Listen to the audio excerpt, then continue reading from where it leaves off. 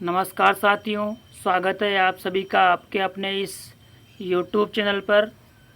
साथियों, यहाँ पर मैं आप सभी के लिए आज की जो महत्वपूर्ण खबरें हैं उनके बारे में जानकारी लेकर आया हूँ और इन खबरों के माध्यम से मैं आप सभी को कुछ महत्वपूर्ण जानकारियाँ जैसे कि बोर्ड परीक्षाएं होंगी या नहीं और होंगी या रद्द होंगी, इस बारे में फैसला कब होगा।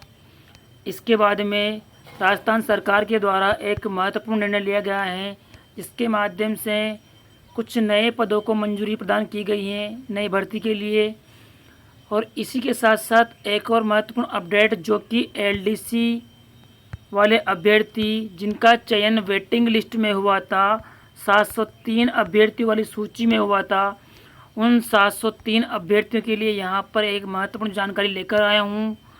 तो इन सभी के बारे में जानने के लिए आप सभी वीडियो को पूरा देखिए और यदि आप हमारे इस चैनल पर नए हैं तो चैनल को सब्सक्राइब कीजिए, साथ ही साथ बेल आइकन प्रेस करना ना भूलें दोस्तों, ताकि आगे आने वाली जो भी अपडेट्स हैं, जो भी जानकारियां हैं वो भी आपको मिलती रहें।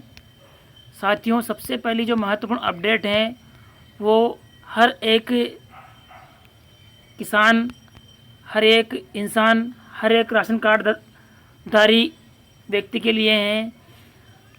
यहाँ पर एक महत्वपूर्ण ऐप जारी किया गया है सरकार के द्वारा जारी इस ऐप में क्या कहा गया है कि मेरा राशन ऐप से घर बैठे ही दे सकेंगे राशन का ऑर्डर।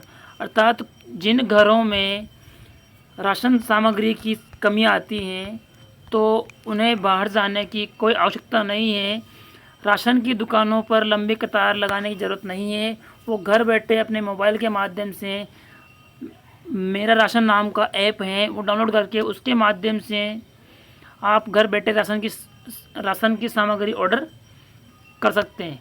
इसके बाद में अगली महत्वपूर्ण अपडेट है माध्यमिक शिक्षा बोर्ड की परीक्षाएं कब होगी स्थगित और होगी या नहीं होगी, इस बारे में सरकार के ऊपर डिपेंड है फैसला। फिलहाल शिक्षा मंत्री महोदय ने कहा है कि माध्यमिक शिक्षा बोर्ड की जो परीक्षाएं हैं वो आगामी 6 जून तक स्थगित है। अर्थात 6 जून तक तो किसी प्रकार की कोई बोर्ड की परीक्षा का आयोजन नहीं होगा। 6 जून के बाद यदि कोरोना कम नहीं हुआ तो आगे के बारे में सरकार स्वयं फैसला लेगी और अभी उस संबंध में कोई भी गाइडलाइन जारी नहीं की है। संभवतः या अगर कोरोना का जो खतरा है वो कम हो जाता है तो 10वीं और 12वीं बोर्ड की जो परीक्षाएं हैं उनका आयोजन होना तय है। लेकिन अभी इस बारे में 6 जून से पहले किसी प्रकार का फैसला लेने से सरकार ने मना किया है। तो जो अफवाहें चल रही हैं कि 10वीं बोर्ड की परीक्षाएं हैं या 12वीं बोर्ड की परीक्षाएं या विश्वविद्यालयों महाविद्यालयों की परीक्षाएं रद्द होगी, तो हालांकि इस बारे में यूजीसी ने भी कोई गाइडलाइन नहीं दी है, लेकिन जिस प्रकार से पिछली बार हुआ था कि यूजीसी की गाइडलाइन के अकॉर्डिंग केवल फाइनल ईयर वाले अभ्यर्थियों का ही एग्ज़ाम होगा, बाकी किसी का भी नहीं। लेकिन अभी इस बारे में प्रॉपर गाइडलाइन और आदेश आना बाकी है। इसके बाद में अगली अपडेट है विभिन्न संवर्गों के 1400 नए पदों को मंजूरी। विभिन्न संवर्गों के 1400 नए पदों को मंजूरी दी गई है, जिसमें पशुपालन विभाग के नवीन एवं क्रमोन्नत पशु चिकित्सा संस्थानों में 1400 नए पदों को प्रशासनिक एवं वित्तीय स्वीकृति जारी हो गई है। अब इन पदों पर जल्द ही नए पदों की भर्ती आने की संभावना रहेगी, तो बेरोजगारों को कुछ राहत मिलेगी। हालांकि अभी लॉकडाउन चल रहा है तो किसी प्रकार की कोई भी वैकेंसी जारी करना और नई वैकेंसी निकालना अभी संभव नहीं है, और अगर वैकेंसी निकलती भी है तो उस बारे में आगे की जो प्रक्रिया है, पेपर वगैरह वो नहीं होंगे, तो अभी वैकेंसी निकालने का कोई तात्पर्य भी नहीं है। लेकिन नए पदों की मंजूरी देना कहीं ना कहीं बेरोजगारों के हित में है। और अंतिम जो अपडेट हैं वो एलडीसी वाले अभ्यर्थियों के लिए हैं। जिन अभ्यर्थियों का चयन एलडीसी 2018 की वेटिंग लिस्ट में हुआ था, उन 703 अभ्यर्थियों की सूची वाले अभ्यर्थियों में से 677 प्लस 12 टीएसपी कुल मिलाकर 689 पदों को डिपार्टमेंट अलॉट हुआ है। तो डिपार्टमेंट अलॉट की सूची यहाँ पर आपको दिखाई दे रही होगी। ये उन 703 अभ्यर्थियों की सूची जो वेटिंग लिस्ट के माध्यम से चयन हुआ था उन अभ्यर्थियों की सूची यहाँ पर दे रखी है। तो उन्हें ARD द्वारा कल रात लगभग 10 बजे के आसपास इस डॉक्यूमेंट को ARD की जो ऑफिशियल वेबसाइट है उस पर अपडेट किया गया था। आप चाहे तो आपको मैं ये PDF हमारे टेलीग्राम चैनल पर प्रोवाइड कर दूंगा, और वहाँ नहीं जाना चाहे तो आप ARD की जो ऑफिशियल वेबसाइट है जहाँ से आपने डिपार्टमेंट अलॉटमेंट के चॉइस हेतु विकल्प भरे थे, वहाँ जाकर भी आप इस PDF को प्राप्त कर सकते हैं। वहाँ पर आपको स्पष्ट रूप से दिखाई देगा कि 689 अभ्यर्थियों हेतु विभाग आवंटन की सूची। वहाँ जाकर आप उस लिंक पर क्लिक करके इस PDF को डाउनलोड कर सकते हैं। इसमें जितने भी अभ्यर्थी हैं आपको यहाँ दिखाई दे रहे होंगे कितने अभ्यर्थी हैं, कितने अभ्यर्थियों को इस सूची में डिपार्टमेंट अलॉट हुए हैं। इसके बाद में आपको क्या करना है वो जानकारी भी मैं आपको प्रोवाइड कर दूंगा। डॉक्यूमेंट से जुड़ी हुई जो जानकारी है वो मैं इस वीडियो के डिस्क्रिप्शन बॉक्स में एक वीडियो का लिंक प्रोवाइड करूंगा जहां पर डॉक्यूमेंट की समस्त जानकारी दे रखी है, या आप स्वयं भी प्लेलिस्ट में जाकर डॉक्यूमेंट्स की जो जानकारी है वो प्राप्त कर सकते हैं। और उसके बाद में जो अगली प्रक्रिया क्या होने वाली है वो भी मैं आपको यहाँ बताने वाला हूँ। पहले आप ये जान लीजिए कि इस सूची में 677 कुल मिलाकर 689 में से 677 अभ्यर्थियों को यहाँ पर विभाग आवंटन हुआ है। अब यहाँ पर जितने भी विभाग हैं जैसे कि जिला कलेक्ट्रेट, तो जिला कलेक्ट्रेट वाले अभ्यर्थियों को एक चीज़ ध्यान रखनी होगी कि कलेक्ट्रेट कार्यालय जो भी आपको अलॉट हुआ है उस जिला कलेक्टर कार्यालय की जो ऑफिशियल वेबसाइट है उस वेबसाइट को निरंतर चेक करते रहें, ताकि आपको जिससे काउंसलिंग ऑर्डर, फिलहाल आपको 2-3 दिन तक वेट करना होगा, 2-3 दिन बाद ही आपको काउंसलिंग ऑर्डर के बारे में जानकारी मिलेगी। तो 2-3 दिन बाद आप अपने जिला कार्यालय की जो ऑफिशियल वेबसाइट है जो भी आपको अलर्ट हुआ है उस कार्यालय की वेबसाइट को आप चेक करते रहें, जिससे आपको जैसे काउंसलिंग की जानकारी मिले वो आप तक पहुँच जाए।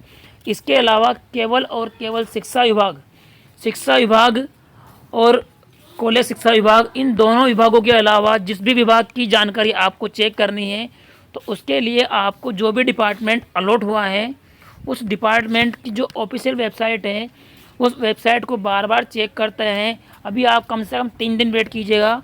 3 डेज वेट करने के बाद ही आपको अपने डिपार्टमेंट की जो ऑफिशियल वेबसाइट है वो चेक करते रहना है, जिसके माध्यम से आपको अपने डिपार्टमेंट की काउंसलिंग की जानकारी मिलती रहेगी। और यदि आप नहीं करना चाहते हैं तो आप हमारे जो टेलीग्राम चैनल है उसको ज्वाइन कर लीजिए। उस चैनल पर भी आपको समय समय पर जो भी जानकारी मिलेगी वो आपको मैं प्रोवाइड करता रहूँगा, या फिर आप हमारे इस चैनल को सब्सक्राइब कीजिए, यहाँ भी आपको समस्त अपडेट मिलती रहेगी।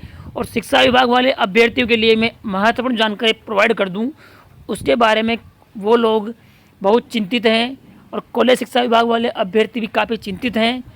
तो उन सभी अभ्यर्थियों को मैं एक जानकारी प्रोवाइड कर दूं कि कॉलेज शिक्षा विभाग वाले अभ्यर्थियों का जो चयन 603 अभ्यर्थियों की सूची में जिन 44 अभ्यर्थियों का चयन हुआ था वो, और उसके अलावा कल जो 677 अभ्यर्थियों की जो सूची आई है जो आपको दिखाई दे रही है उसमें जिन 16 अभ्यर्थियों का चयन हुआ था वो, उन सभी 60 अभ्यर्थियों को एक साथ काउंसलिंग के लिए बुलाएंगे। हालांकि उन्हें 3 भागों में या 4 भागों में 3 दिन तक या 4 दिन तक 3 या 4 दिन तक अलग अलग भागों में एक सूची प्रोवाइड करेंगे। उस सूची के माध्यम से क्रम संख्या के हिसाब से उन्हें बुलाया जाएगा। और एक महत्वपूर्ण बात जो ध्यान रखनी है वो भी आप ये सुन लीजिए कि कई सारे अभ्यर्थी इस बात से चिंतित है कि काउंसलिंग के दौरान किस प्रकार से बुलाया जाएगा। तो सबसे पहले विकलांग अभ्यर्थी, विधवा अभ्यर्थी, और उसके बाद में सिंगल महिला अर्थात जो महिलाएं अविवाहित हैं, उसके बाद में रैंक वाइज।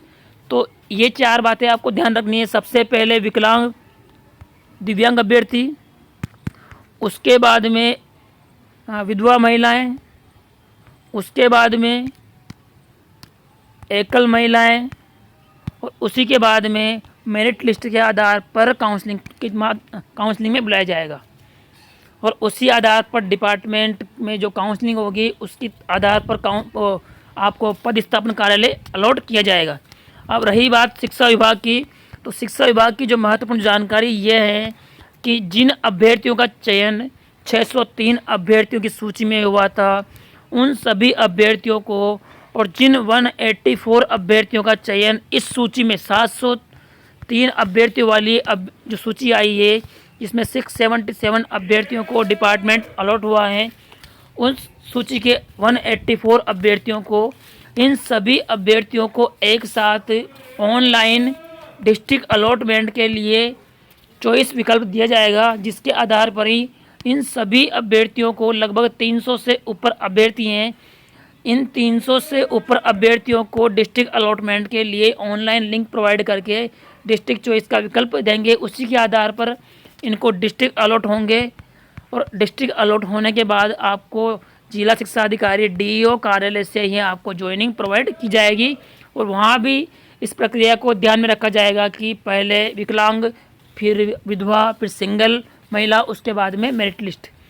तो ये बातें आपको ध्यान रखनी है। बाकी डॉक्यूमेंट की जानकारी मैं पिछले वीडियोज़ में कई बार प्रोवाइड कर चुका हूँ, फिर भी आपको कोई डाउट हो आप पूछ ले। और इसके अलावा मैं आप जो भी अभ्यर्थी कॉलेज शिक्षा आयुक्तालय अर्थात कॉलेज शिक्षा में चयनित हुए हैं, इन दोनों सूचियों में जो 60 अभ्यर्थी हैं, 44 + 16, उन 60 अभ्यर्थियों की एक PDF मैं आपको इस वीडियो के डिस्क्रिप्शन बॉक्स में प्रोवाइड करूंगा।